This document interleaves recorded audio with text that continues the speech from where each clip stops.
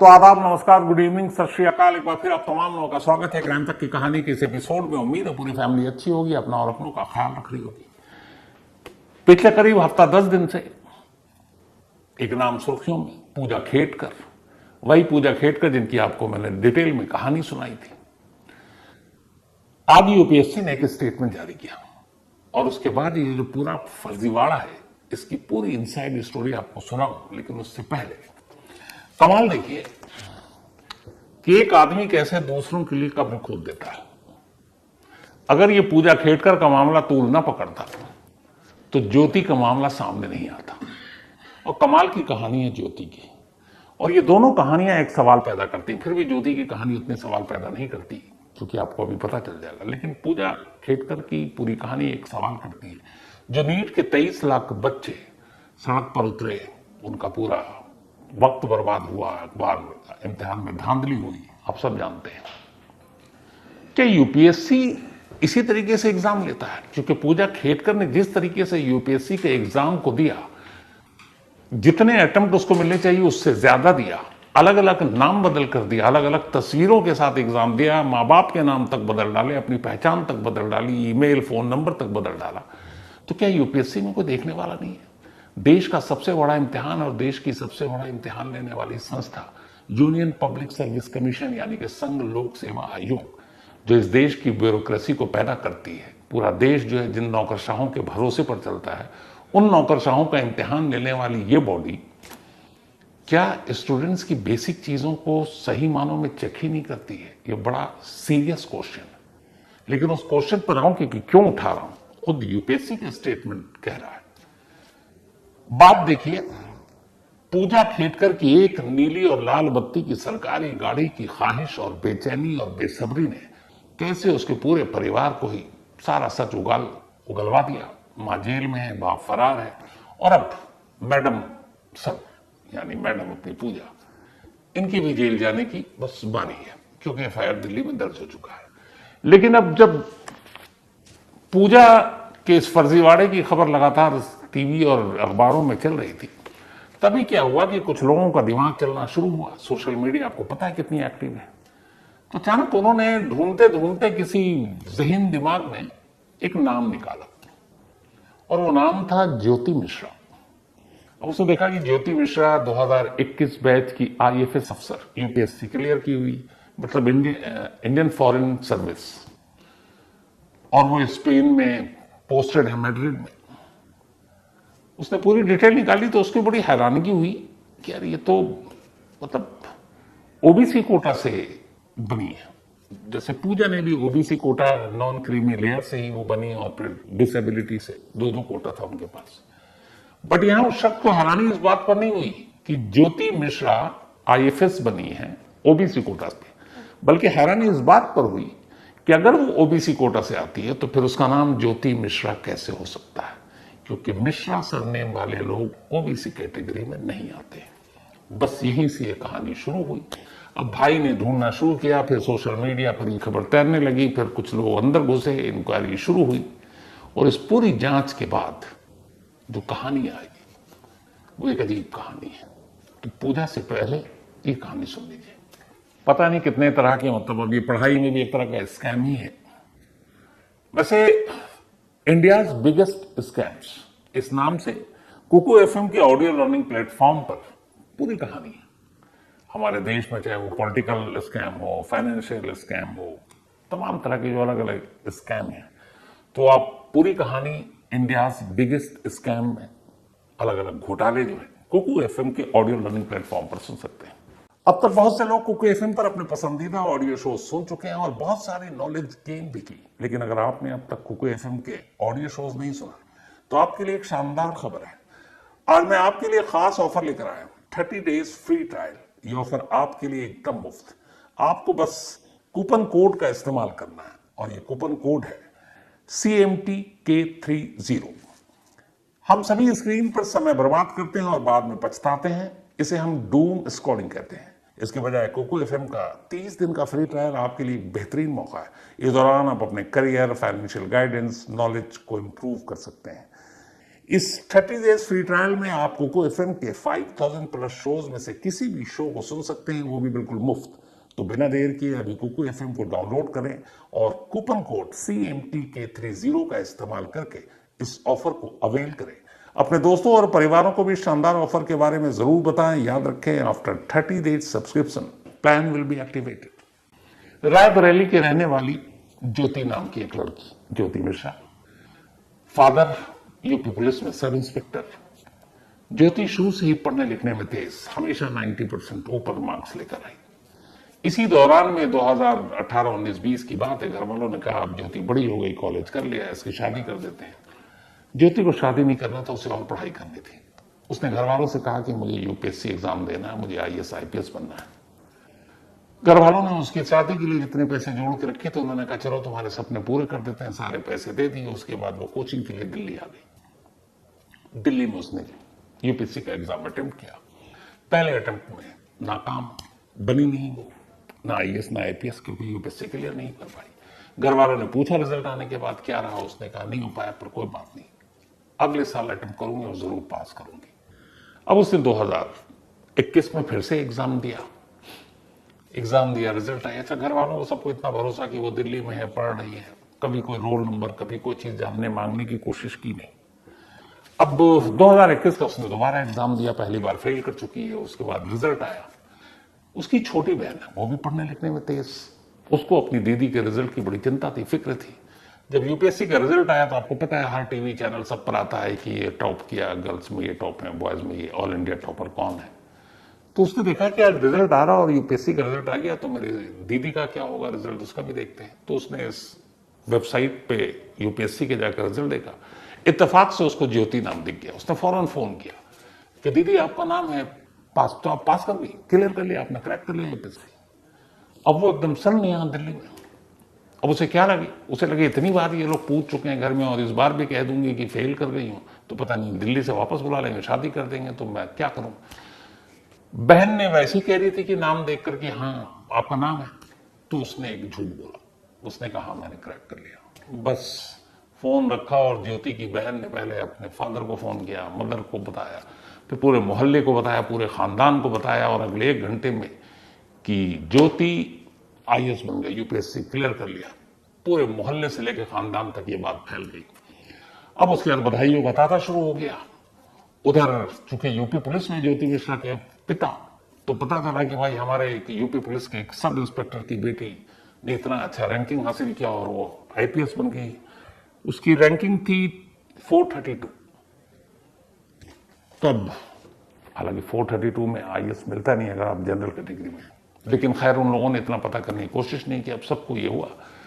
UP police ने अपने social media, जो उनका हैंडल है ट्विटर, उस पर बधाई दे दी कि हमारे यूपी पुलिस के एक सब इंस्पेक्टर की बेटी ने यूपीएससी के एग्जाम क्रैक किया और अब वो IAS अफसर बन गई, तो पूरी बधाई। अब ये पूरा बधाई मतलब हर तरफ जश्न और सब कुछ हो गया। अब ज्योति को दिल्ली में कुछ समझ में नहीं आ रहा करे क्या, ये तो पूरा ढिंढोरा पीट गया। अब उसे पहला खौफ ये कि उसने चूंकि कोचिंग कर रही थी, तो दिल्ली में रहते हुए उससे पता था कि जब कोई यूपीएससी एग्जाम क्लियर करता है तो फिर उसकी ट्रेनिंग होती है, ट्रेनिंग मसूरी में होती है, तो वहां जाना होता है, इतने दिन रहना पड़ता है। तब उसने बताना शुरू किया, पहले घर गई, मिली, उसके बाद उसने बताया कि अब मैं जा रही हूँ, मेरी ट्रेनिंग है, और ये ट्रेनिंग करीब करीब 2 साल की होती है, फिर प्रोबेशन पे भेजा जाता है। तब उसके बाद वो चुपचाप सब कुछ मिल के आ गई। अब वो दिल्ली में खामोशी से एक सरकारी बल्कि गैर सरकारी कंपनी को वहां नौकरी कर रही है। इतने पैसे मिल रहे हैं कि अपना घर चला लेती है, मतलब अकेले रहकर। अब घर वालों से पैसे नहीं ले रही, क्योंकि अब मांग भी नहीं सकती, भैया तुमने यूपीएससी क्रैक कर लिया। अब उधर घर वाले फिक्र, घर वालों को कभी कोई शक नहीं। धीरे धीरे हुआ कि अब ट्रेनिंग पीरियड, अब उसे लगा कि ट्रेनिंग पीरियड कभी तो खत्म होगी भाई, तो फिर आगे क्या करूं। पोस्टिंग अगर इंडिया में होगी तो माँ बाप तो आएंगे, क्योंकि पूजा वाला वही हाल कि भैया बंगला मिलेगा, गाड़ी मिलेगी, नौकर चाकर मिलेंगे, तो अब ये कैसे इससे बचे। और घर वाले बातें कर रहे हैं, बहन भी होशियार है छोटी, कि अब दीदी अफसर बनेंगी तो घर मिलेगा, गाड़ी मिलेगी, दफ्तर जाएंगी, जो भी। तो उसने कहा अब इससे कैसे बचे। तो उसने दिमाग लगाया, उसने कहा मुझे IFS कैडर मिला, इंडियन फॉरेन सर्विस, यानी देश में मुझे नौकरी नहीं मिलेगी, मुझे बाहर रहना है। बाहर कौन आएगा भाई। उसके बाद इसने कहा कि मुझे स्पेन में पोस्टिंग मिली है, 3rd सेक्रेटरी ज्वाइन कर रही हूं प्रोबेशन पीरियड पर मैड्रिड में। तब घर वाले ने कहा चलो भाई, स्पेन जा रही है बेटी, और उसके बाद उन लोगों ने विदा कर दिया और उसके बाद वो चले गए। बेटी एयरपोर्ट से वापस दिल्ली में अपने ठिकाने पर लौट आई, किराए के घर में रहने लगी। अब उसने ये भी पता कर लिया कि स्पेन में टाइम क्या होता है, जब इंडिया में जो टाइम होता है रात और सुबह का। तो जब स्पेन में जो टाइम इंडिया में जैसे रात को सोने का वक्त होता था, वो फोन करते पापा मम्मी दीदी कि ठीक है अब आप लोग सो जाओ, या फिर मॉर्निंग वाला जो होता है हमेशा व्हाट्सएप कॉल करती। कभी कोई वीडियो कॉल नहीं किया, कभी कोई तस्वीर नहीं। कई बार घर वालों ने कहा, बहन ने कहा दीदी कुछ फोटो भेज दो, माँ बाप ने कहा कुछ भेज दो। उसने हमेशा बहाना बनाया, लेकिन स्पेन की कोई तस्वीर भेजी नहीं, और इस तरीके से पूरा वक्त गुजार दिया। अचानक इस पूजा के चक्कर में ज्योति मिश्रा का नाम आ गया कि भैया ये मिश्रा है तो फिर ओबीसी कैटेगरी से कैसे पास हो सकती है। उसके बाद ये खुला। वो बेचारी फिर आई, उसने मीडिया के सामने कहा कि देखिए मैंने कोई फर्जीवाड़ा नहीं किया, मैंने सिर्फ अपने परिवार से झूठ बोला था। और झूठ इतना फैल गया, वो एक मुझे समझ भी नहीं आया कि इसको समेटे कैसे, तो ये फैलता गया। एक झूठ ने झूठ पर झूठ कर दिया। अब हालांकि ये है कि उसके पास क्या इस दौरान में उसने कोई फेक आईडी कार्ड मसूरी की या सरकारी या कुछ और ऐसा बनाया, अगर ऐसा बनाया है तो फिर फर्जीवाड़े के इल्जाम में वो जेल भी जा सकती है। लेकिन उसकी जो अब तक की पूरी कहानी आई है वो ये है कि उसने सिर्फ अपनी फैमिली से, चूंकि उसका नाम उसकी बहन ने देख लिया और उसे लगा कि एक बार तो फेल कर चुकी है, अब दूसरी बार बोलेंगे दिल टूट जाएगा, घर वाले शादी कर देंगे, और उसने हाँ में हाँ मिला दिया। और नतीजा ये हुआ, शायद ये झूठ अब तक छुपा रहता, लेकिन कब तक, कभी ना तो खुलता, लेकिन शायद वक्त से पहले खुल गया, क्योंकि पूजा जी बीच में आ गई थी, पुणे वाली। अब उन्हीं पूजा जी की कहानी आपके सामने डिटेल में आपको बताई। पूजा खेटकर महाराष्ट्र की रहने वाली एक लड़की, जिसके पिता भी आईएएस रहे और माँ बाप की ये बेटी। अब पुणे में एक दिन इन्होंने हरकत की थी, आपको याद है, पिछली कहानी में डिटेल में सुना है, इसलिए वो रिपीट नहीं करूंगा। अब ये बात हुई कि क्या पूजा ने आईएएस एग्जाम ईमानदारी से पास किया था, क्योंकि दो चीजें आई थी। पूजा जब एग्जाम में बैठी तो उसने अपने आप को ओबीसी नॉन क्रीमी लेयर का कैंडिडेट बताया, यानी कि वो कोटे में आती है।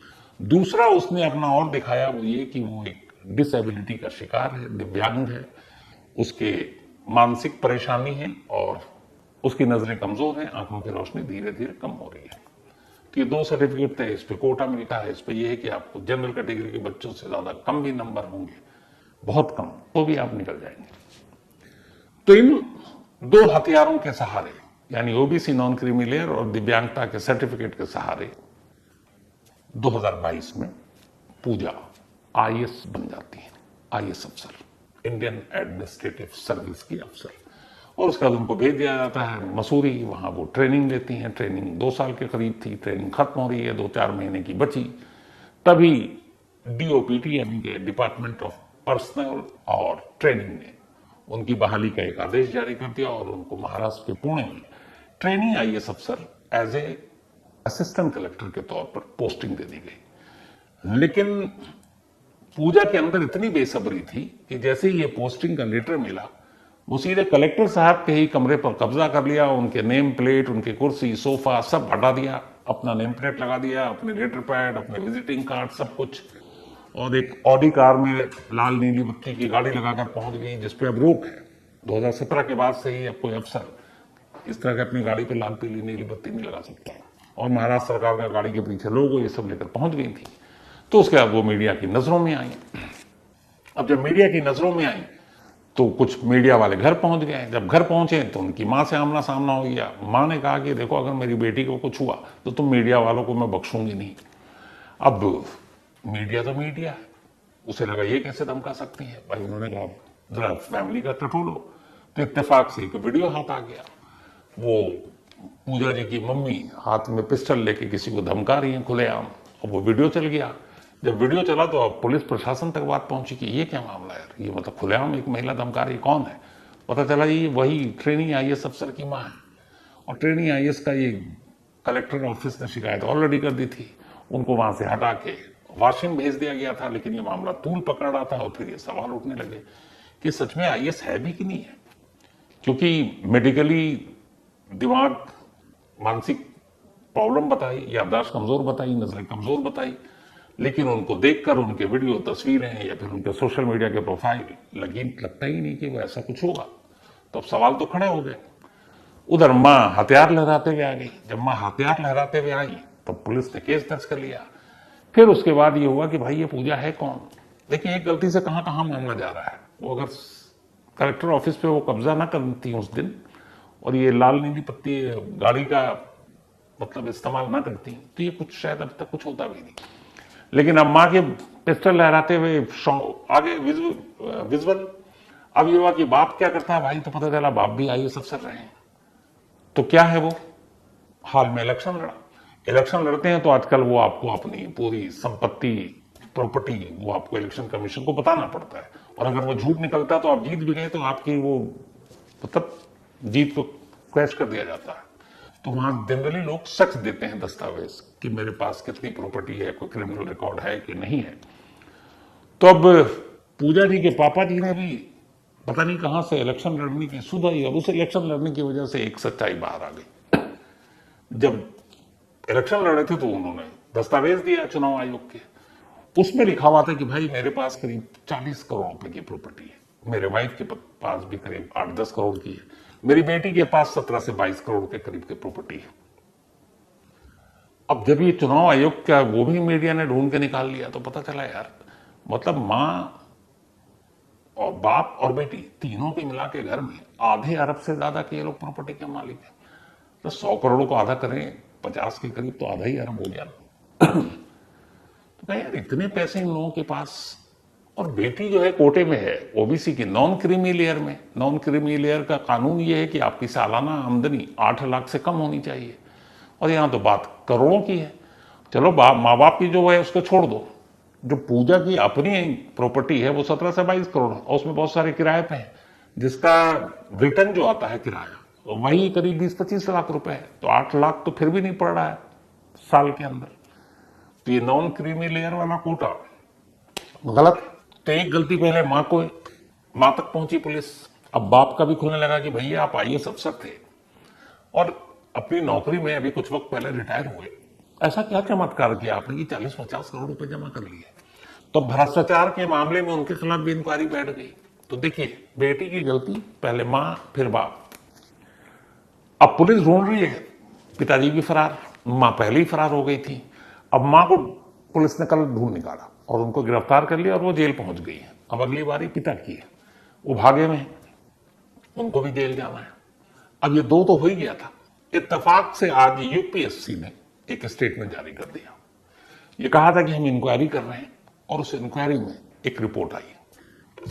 पहले वो रिपोर्ट आपको पढ़ाता हूं, उसके बाद डिटेल में बताता हूं। जो UPSC की रिपोर्ट है उस रिपोर्ट में ये कहा गया है कि पूजा खेड़कर ने UPSC इम्तिहान में चयन के लिए UPSC के नियमों के तहत मान्य अधिकतम सीमा से भी अधिक बार परीक्षा दी और उसका लाभ उठाया। इस जांच से ये पता चलता है कि उसने अपने नाम, अपने पिता और माता का नाम, अपनी तस्वीर, हस्ताक्षर, अपनी ईमेल ID, मोबाइल नंबर और पता बदलकर अपनी फर्जी पहचान बनाकर परीक्षा नियमों के तहत तय सीमा से अधिक प्रयास का धोखाधड़ी से लाभ उठाया। अब इसको मतलब आम शब्दों में समझाता हूं। UPSC ने कहा कि जो एक कैंडिडेट UPSC का एक एग्जाम में जो बैठता है उसके लिए तय सीमा, पिछली कहानी में आपको बताया, जनरल कैटेगरी के एक स्टूडेंट को UPSC क्लियर करने के लिए 6 मौका मिलता है और 32 साल की उम्र तक वो 6 मौकों को भुना सकता है।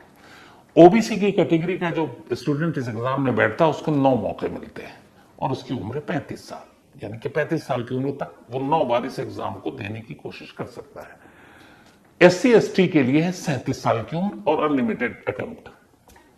अब यहां पर पूजा OBC की कैटेगरी के तहत आती है, यानी उसको 9 अटेम्प्ट मिले और 35 साल की उम्र तक। अब UPSC ने कहा कि उसने जितने अटेम्प्ट मिले थे उससे कहीं ज्यादा अटेम्प्ट से उसने एग्जाम दिया, ये धोखाधड़ी की। अब ऐसा कैसे हो सकता है, जो मैंने शुरू में कहा कि क्या UPSC की यहां पर गलती है। तो उसमें यह हुआ कि उसने हमेशा अपनी एज बदली, जितने उसको अटेम्प्ट मिले थे उस अटेम्प्ट में वो क्लियर ही नहीं कर पाई। तो उसने अलग अलग तरीका अपनाया। कभी उसने अपने माँ बाप का नाम बदल दिया, सरनेम बदल दिया और जनरल कैटेगरी से एग्जाम दे दिया। कभी उसने फिर अपना और माँ बाप का नाम कुछ और पलटा और ओबीसी कैटेगरी से एग्जाम दे दिया। कभी उसने अपने नाम के आगे कुछ और नाम बदला, अपनी पहचान बदली और दूसरे नाम से एग्जाम में बैठ गई। कभी पूजा खेडकर के नाम के पहले उसने डॉक्टर लगा लिया, फिर अगली बार में जब बैठती है तो वो डॉक्टर हटा देती है।